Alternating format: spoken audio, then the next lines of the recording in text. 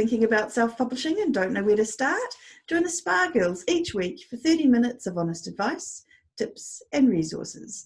I'm Trudy J, and I am here with Wendy Vella. Hello. Cheryl Phipps. Hi there. The lovely Shah could not be with us this week, but we have Connie Dowell instead. Yay. Say hi, Welcome, Connie. Connie. Hello.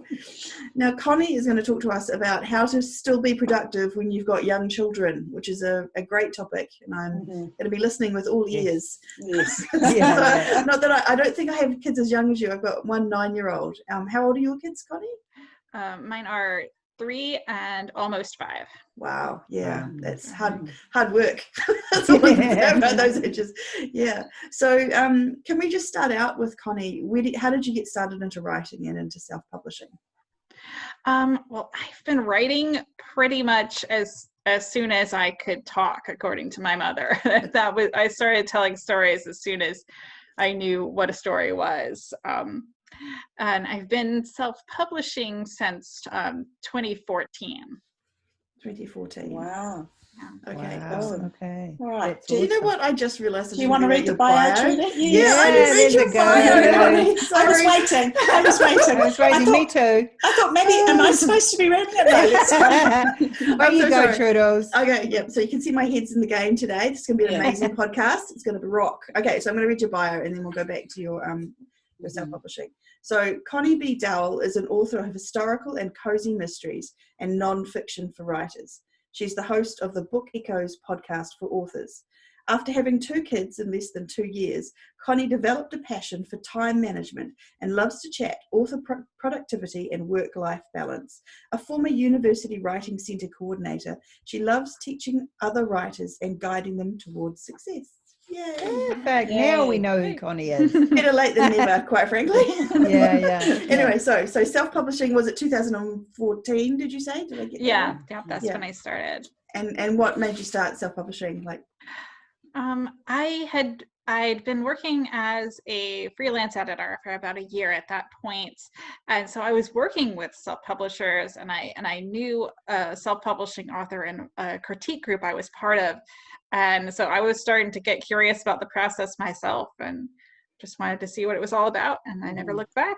Yeah, awesome. And so how many books do you have now? And so it's historical fiction and cozy mysteries. Yeah, mostly those 2 things. So now it's I'm up to 7 books.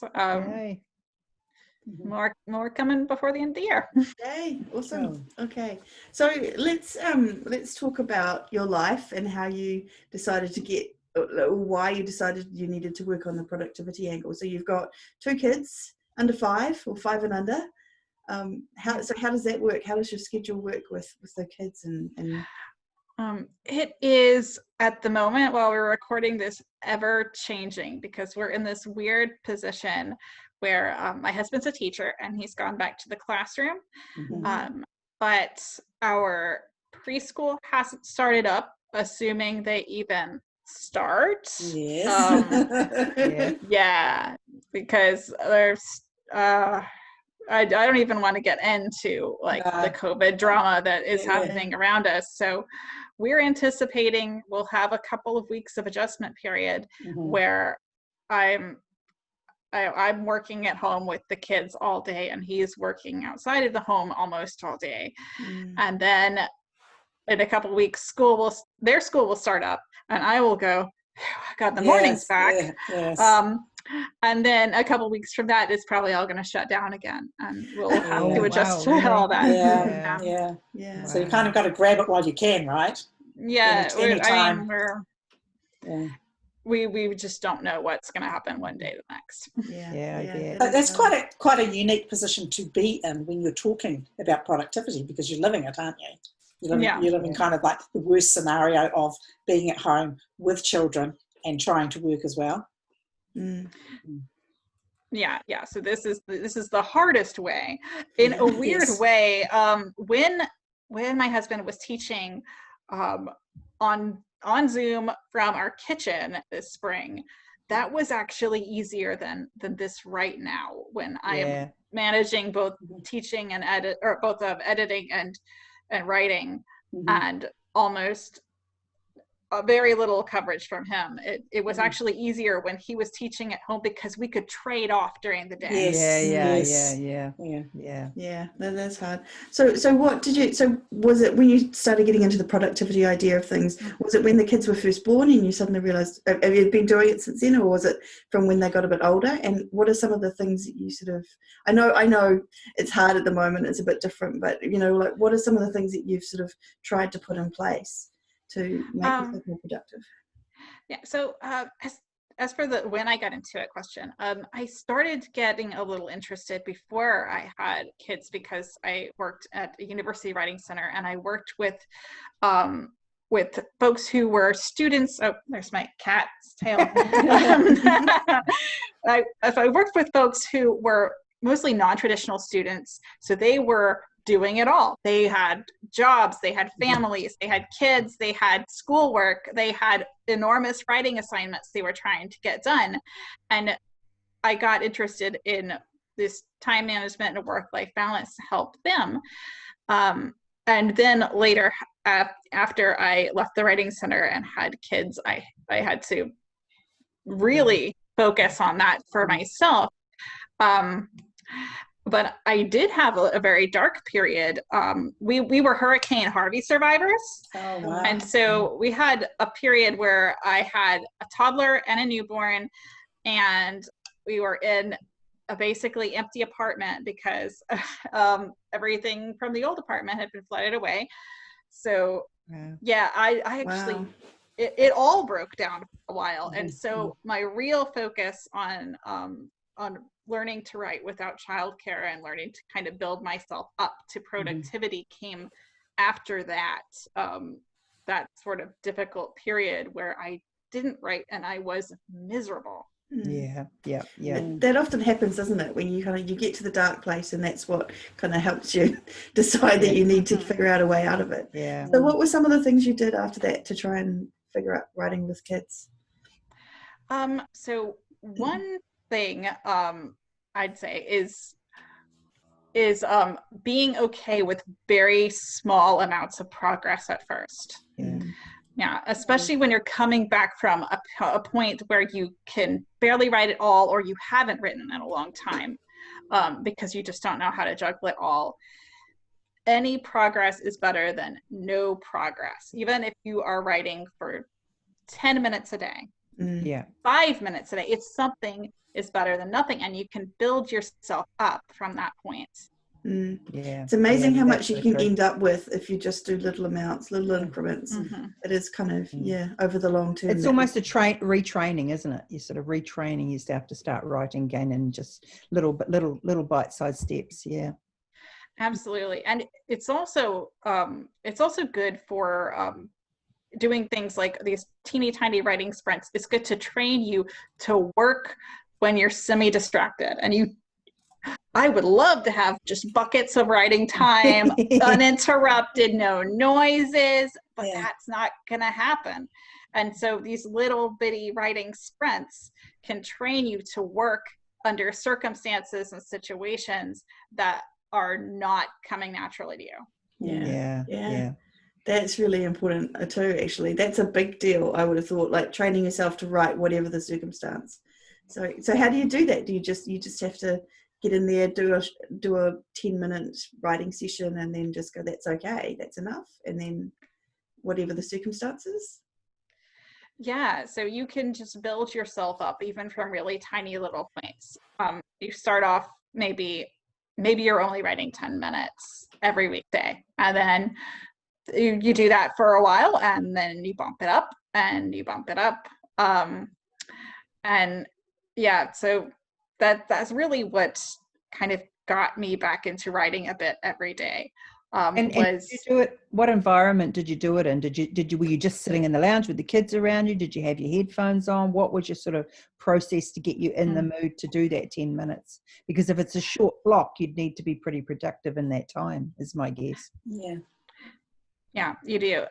So when I started by taking advantage of the least interrupted time. And for me, that was nap time. Nap times don't happen anymore. So if you can start this while your kids will still give you at least a little bit of a nap, you've got an edge, because eventually you train yourself to work, and then you have to kind of do it with a little bit of noise around you. Find times when like the kids are playing semi-independently, and if you're doing the sprints, you can train yourself to kind of jump in and get in the zone pretty quickly. I don't use headphones. I haven't, unless my husband is home and gives me a break, because I need to hear the kids. Exactly. Yeah. That's so sorry, I was just going to ask do you plot before you start? You know exactly what you're going to write when you get in there? I do. I know that doesn't work for everybody, but it is a good advantage to trying to work this way if that's a way that works for you, because then you don't have to think about what you're writing. But you do have to make the time to plot too. Plotting takes time. Right. Yeah. So you still got to do it that same way. So what's interesting, I don't know if you can speak to this or whether you, but I just remember when my kids were, my child, I talk as if I've got several, I've only got one. She may have multiple personalities. Stop it. So I remember when she was younger, and you kind of constantly, as a mum, you have to be constantly on almost like especially you've got a 3-year-old, and I'm just thinking when Zoe was 3, she was into everything, and she's, and you've always got that kind of one eye open towards that. So how do you deal with that when you're writing and you've got the kids around? You just have to, you just kind of have to kind of get used to it. And working again with lots of little interruptions. Now that my girl's 3 and she's got an older brother, that helps. This is a terrible piece of advice. Have a sibling. Have 2 of them, so it's easier. Yes. They're playing with each other, but yeah, you do always have that one ear open. But look for those blocks of look for those times when they're playing like, oh good, they've run off in the other room, open the laptop, go. Wow. That's a really big skill, isn't it? It takes determination, I should think. That's awesome though. It's awesome that you can develop that, because I just remember it being really hard to sort of focus when you're always like that. It gets better. She's older now. I can leave her to roam around. I leave her to roam the neighborhood and it's fine.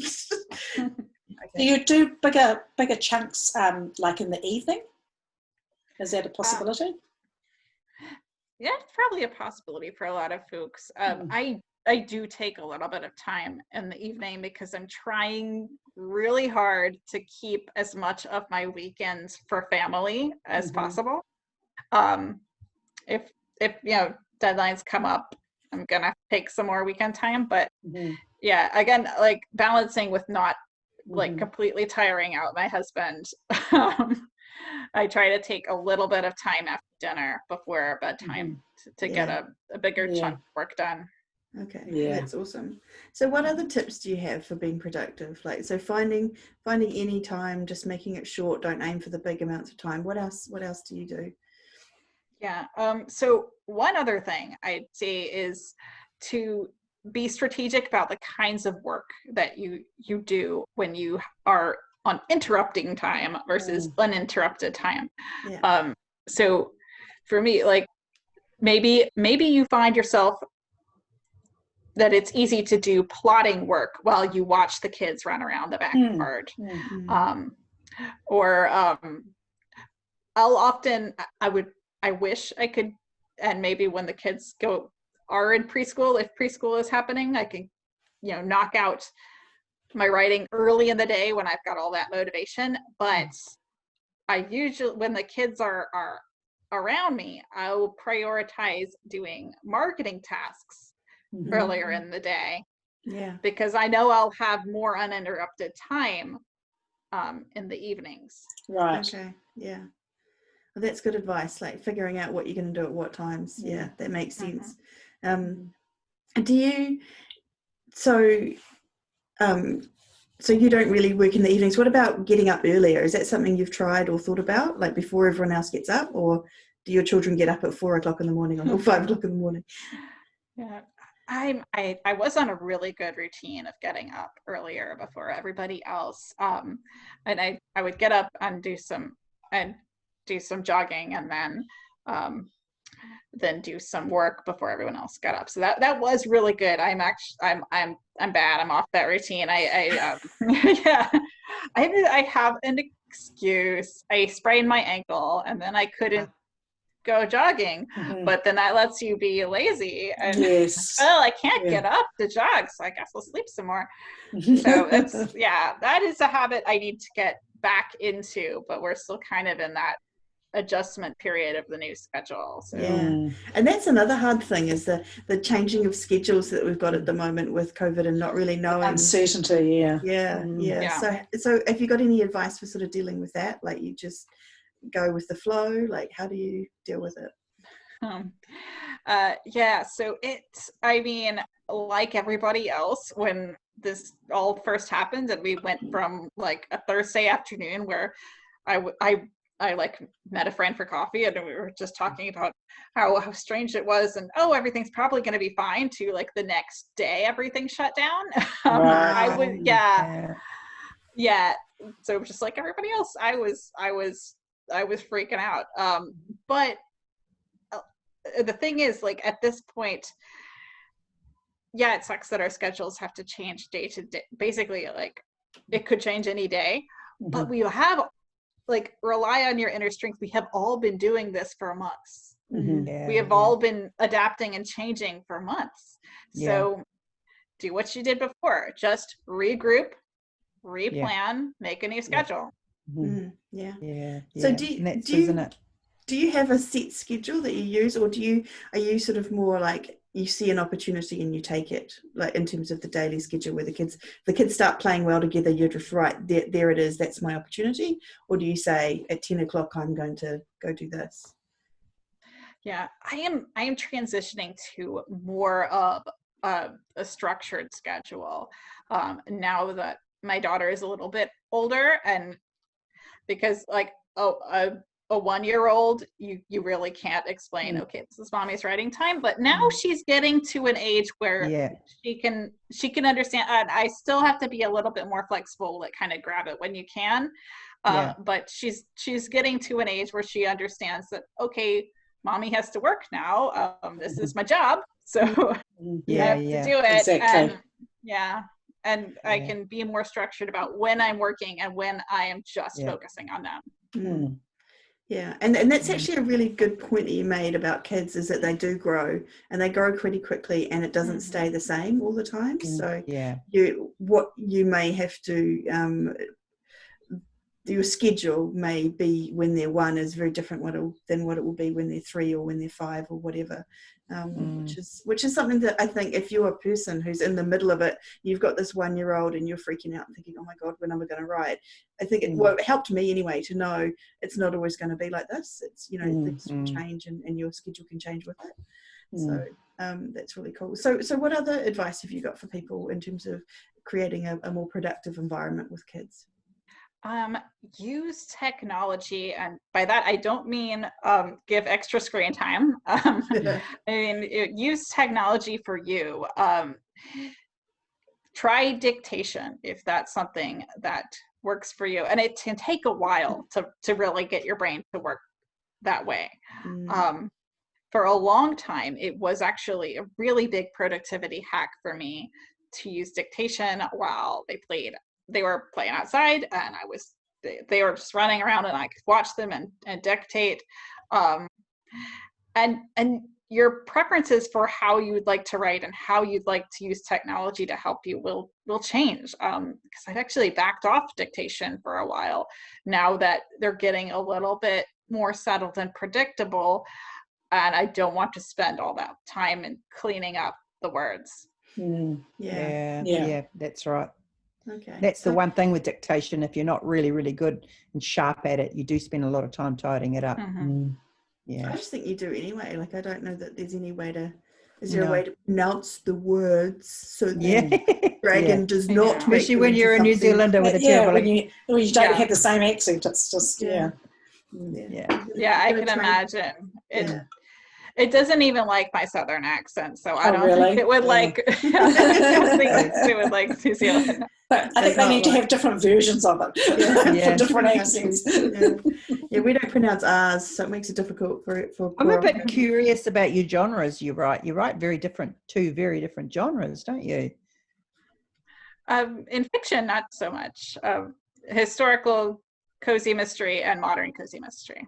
Oh, okay. I thought you wrote historical and cozy mystery. Now I understand. Yeah. Okay. I've not heard of historical cozy mysteries. Well, they're just Yeah. cozy mysteries set in the past. Yeah. Oh, wow. I Cool. think 1920s is quite a big one, isn't it? What era do yeah. you write in? Yeah. 19 teens through 1920s. Oh, wow. So, yeah. Yeah. Oh, that's interesting. Is Yeah, that like yeah. Agatha Christie era? Is that kind of why?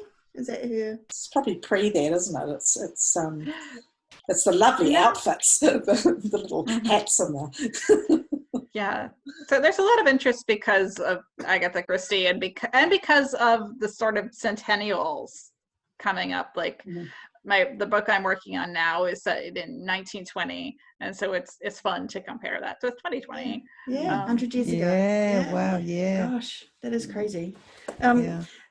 So can you still have like when you talk a little bit about work-life balance on your website when I was looking at it, and so how do you make sure that you maintain that? Like, what do you do to make sure that you're still getting books out and getting words done, but are still looking after the kids and spending time with your family? What kind of Well, it is kind of a constant goal to strive toward. And I think a lot of folks who talk about work-life balance will admit that there is no such thing as true balance. The pendulum always swings a little bit to one and the next. Yeah. And you're always trying to just keep that pendulum going. So I really meticulously put things on my schedule, like in terms of how long this project is going to take me. I have some, I don't want to call it a mathematical formula because it's so much simpler than that, but I'm going to call it a mathematical formula for figuring out how much time I need to budget for a project, and then I can physically pencil that in. Yeah. So have you worked that out over time? Like, you've paid attention to how long it's taken you to write a book, and do you actually write it down? Like, do you say, like, when you were figuring this out, did you say, okay, I spent 10 minutes here and an hour here, and added it all up to see how long it took you? Is that? Yeah, kind of. I based some estimates off of what I had done before, and then and I always do this because everything always takes longer than you think it's going to take. Even when you're estimating, I always multiply it by 1.5. Okay. Oh, that's a good idea. That makes sense. Yeah. So, and then you figure out how long it's going to take you, and then you work by those deadlines. Okay. Yeah. That's awesome. And so do you book your editor in before you start, or are you partway through, or what do you do there? Or do you edit yourself, or? Well, I always do a first pass edit myself, but yeah, I'll usually book my editor a little bit closer to time than probably I should. I probably should book out further advance, but yeah. I think we're all guilty. That's life. Yeah, So, we're all guilty of that. So can I ask a few questions? Like, so how long are your books, and how long does it take you to write a book, if you don't mind? How long is that? I don't mind. So I've been writing a lot of my stuff are series of novellas. So they are pretty short, so I can do the drafting and revision process in about a month. So they're only about 30,000 words. Okay, that's awesome. That's good. Okay. And then and then do you do a revisions process? Like, how do you incorporate that into your timeline as well? Like, when you're drafting it and then it gets sent to an editor and then you're editing it, is it pretty easy once it comes back from the editor? I'm assuming that it's fairly clean, seeing you are an editor yourself, but maybe. Yeah, I don't spend too much time once it comes back from the editor, and I use books that I trust their judgment pretty well. So I just kind of go through it and accept and almost all the changes usually. Yeah. Okay, that's awesome. And what about your covers? Are they done by someone else? Almost all of them have been done by someone else. There's a few that I've done myself, and I probably will continue to do like nonfiction covers for myself. But most of the covers I've got up are pre-mades. So I bought them for my modern Cozy Mystery series. I bought them before I had ever started writing series, so I was already set there. Okay, awesome. That's cool. So one question I would like to ask is that if you're trying to schedule everything and be productive and stuff, is it still possible to have fun? Is it still possible for it to do you know what I mean? Yeah, absolutely. It is still possible to have fun, and not just if you are a time management nerd who likes putting things on schedules, but yeah, it is still possible to have fun, and you're gonna laugh at my response of why. You're gonna laugh. No, we're not. I promise. No. Probably not. Okay, schedule it in. Just schedule in blank time. Yeah. Yeah. Okay. Totally. Wow. Makes sense, I'd love to see your scheduling. It's really intense. It's intense from someone who doesn't messy. schedule. Yeah. It's also incredibly, like, I pencil it in. I don't use the eraser. I just scratch things all over. So it's a giant chicken scratch. Wow. So do you have any other? A bit more organized. You are quite organized. You are. She likes to pretend. She likes to pretend, Connie, but she is actually quite organized. So do you have any other productivity things that you've used in your time with the kids that you want to tell us about? Yeah, I guess in terms of like little tools and things, are you guys familiar with a program called Write or Die? Yes. Yeah. Yes. So you use that one? So yeah, I use that for sprints like all the time. And it really focuses. Yeah. Is that the one? So it's the one where it deletes stuff. Don't write enough. See, that scares me. Yeah. I'm like, but no, I took all that time. But so you find that really motivates you? You keeps you going? Yeah, it does. And sometimes it's just you're really doing it well when you run out of the time that you've scheduled and you just keep writing because you're in the zone. Yeah. I mean, I guess it's all about getting into the zone and training yourself to get into the zone without not worrying about the distractions, and not worrying about, because I think that's what we kind of get into this idea of you have to have this amazing, perfect time, and you just can't in this busy modern world that we live in. You just have to go with what you've got, right? I always remember Nora Roberts talking about how she used to sit in the car while her kids were at soccer practice and write, and sitting in the car and doing it. So I don't know. Does it make you resentful though when you do get in the zone and then you have to stop because you've got to take care of something with the kids or whatever? Do you kind of think like, yeah, it's annoying. It's always going to be annoying. You just kind of have to plow through. Yeah. Right. Yeah. It just is what it is, right? Like, So, so what about it would be really hard to be motivated when you're tired, or and that's another thing, isn't it? You've got to be on the whole time. Yeah. How do you deal with that when you're feeling really tired or you don't have the motivation? Is there a way that you can keep yourself into it or talk yourself into it? Yeah. I'd recommend sprints.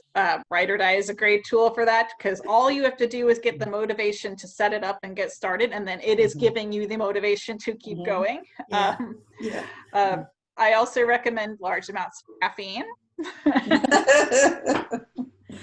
Yep.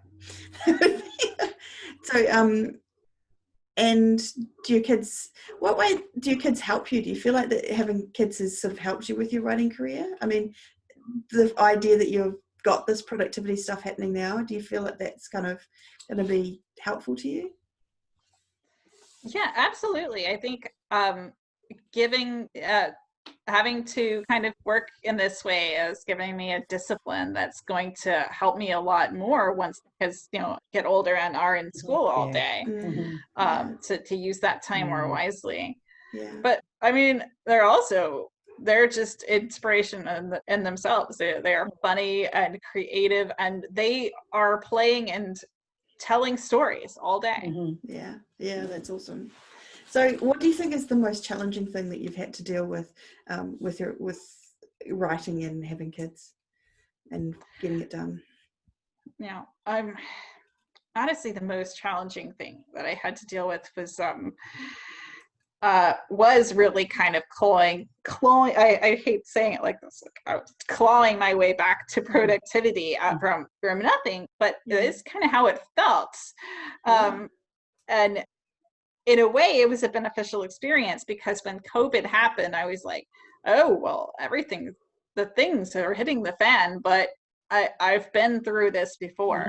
For a different reason, but it's the same, isn't it? So you know that you can deal with it. That's a really good point. That's a great, So what has been the best part of learning about productivity and stuff? What's your favorite thing about it? I totally geek out about like filling out of like calculating out how long things are going to take and filling out spreadsheets. And if you're someone who just really likes to see those granular details, then enjoy your spreadsheets and your planners. Dive into it. And they don't even have to be pretty. Like, there is a whole like community of planner people that have like all this washi tape and they draw stuff in there. Mine are a giant mess and there's ink splotches everywhere. They're just a big arty mess, but it's fun. Yeah. So what kind of things do you record? Like, what have you got that you're putting in your spreadsheets? How do you organize that? Again, like, organize is still a pretty loose word for this. I just really like potential. I think that's what makes me obsess over things like this, about like figuring out how long things are going to take and scheduling things out, is because then I can look down and I see everything in my planner, and I see, like my word count calculations and the time calculations, and I think, okay, this is what I can do. This is the potential for this month. And I suppose it stops you from having this time and going, oh, what can I do? Or what can I do with this time? Because you already know it's already there in front of you. Which is actually quite a big part of it. Huge part of it. I don't know how when I plan it out like that, it actually helps me. Like I say, okay, I need to write 1,000 words today or whatever. Then I will aim, like I will try and get those 1,000 words done. Whereas if I just say I need to write today, I don't always, I wouldn't get as many words because I don't have that. So do you have do you use it like that? Are they goals for you in terms of those equations, or? Yeah, absolutely. It tells you what you need to accomplish by what time, and then you could routinely check in. Okay, am I meeting my goal? Am I exceeding it? Am I a little bit behind and now I need to move something around? So you don't get to like, oh dear, it's the week before and I'm not going to make it. So you know exactly what you've got to do. And so what happens if one of the kids gets sick and you fall behind schedule? How do you deal with that kind of thing? I mean, there's always going to be hiccups, and that's part of the reason I do the 1.5 calculation. I'm anticipating something is going to go wrong. But you also, even that doesn't always save your butt. You just kind of have to prioritize the things in your life and figure out what has to come first. And obviously, the family has to come first. And after that, what has to happen in my business to make it keep going? Do that. And then after that, what comes next? That's awesome. I also like the way you call it your business. Kitty Cat's coming for a visit. I like how you call it your business. I think often as writers we think, oh, I'm a writer, and we kind of deprioritize it even further because it doesn't feel that important. Whereas you're saying, it's where I earn my money, it's my business, and that makes it quite important, which I think is a really big part of kind of creating that space to be productive as well. So one thing I'm really curious about is, so when you talked about how you had the ability, you'd been through the stuff with which Hurricane Harvey, was it? Is that right? Yeah. Yeah, and then you see, and then also just how hard it had been to sort of work with the kids and how you'd figured it all out, helping you with COVID. So is it, when you say you had the skills with COVID, was it the stuff that we've talked about, or was there some mental stuff that you had to kind of get through as well to kind of create the space to be productive, if that makes sense? Yeah, it is somewhat a mental game as well. It's knowing that you can do hard things. Yeah. Really, it's knowing that you can do hard things. It's knowing that you can recalibrate and reschedule and replan your life. Yeah.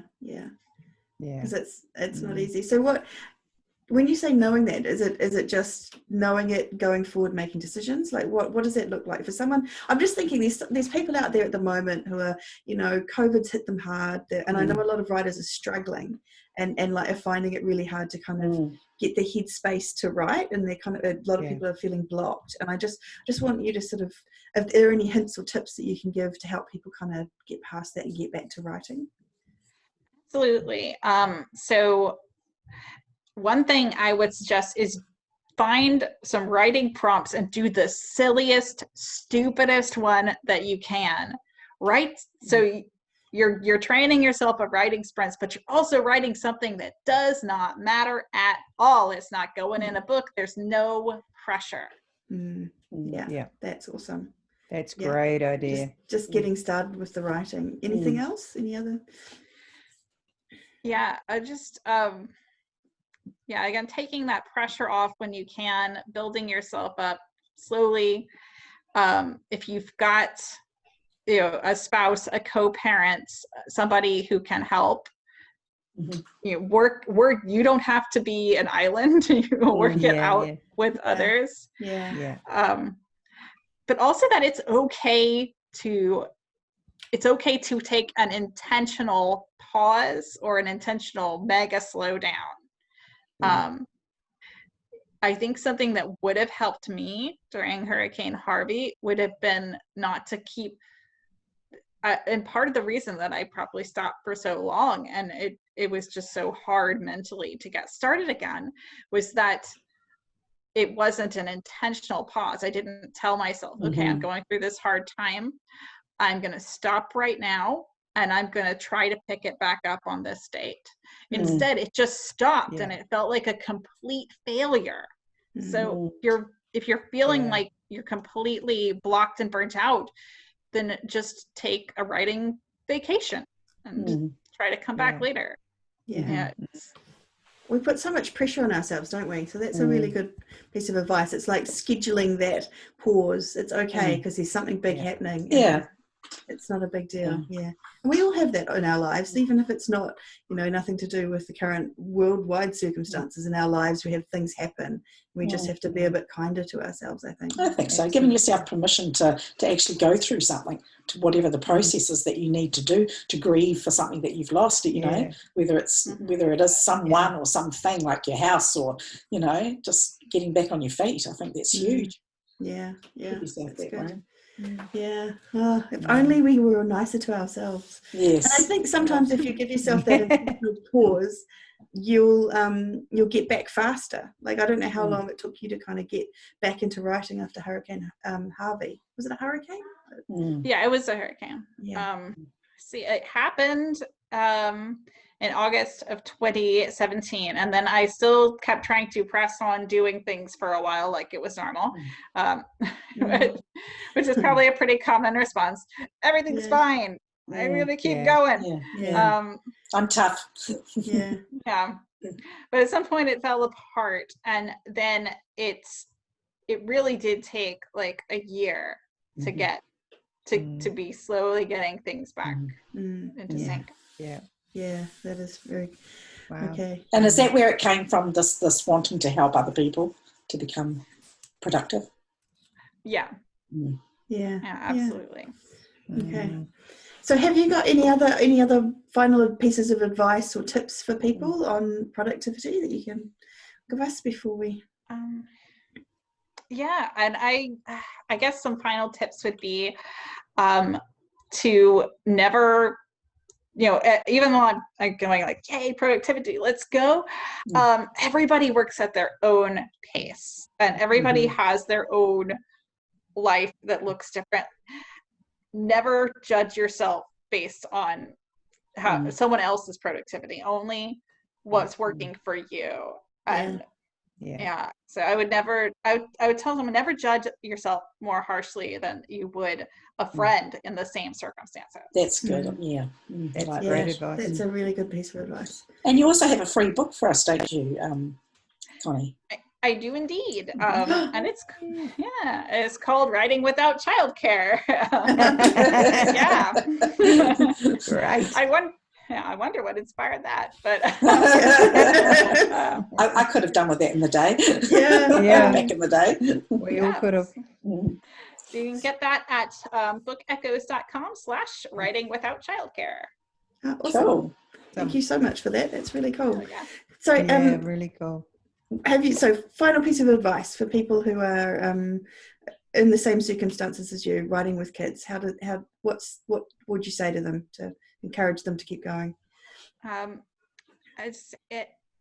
Every little bit counts, even if it's a tiny bit, and you don't have to fit anybody else's mold. You just have to make a life that works for you right now, because it is going to change, but you only have to be you. It's awesome. It's a great piece of advice, Connie. Thank you so much. And we'll put in the links where you can find Connie, but what's the best place to get hold of you, Connie? Best place to get a hold of me is at bookechoes.com, and that's where I've got podcasts, links to Writing Without Childcare classes, etc. Awesome. Brilliant. Thank you so much. Okay. And where can we be found, Cheryl? We can be found at spargirlspodcast.com and also at Spargirls Podcast on all the other social platforms. Awesome. Cool. Well, thank you for joining us, Connie, today. It's been great. It's been really helpful. Hopefully it's helped some people out there in the world who are currently struggling with the kids home. And so we will be back again next week at same time, same place. But for now, fare thee well. Take care. Bye for Keep now. well. Bye. Bye.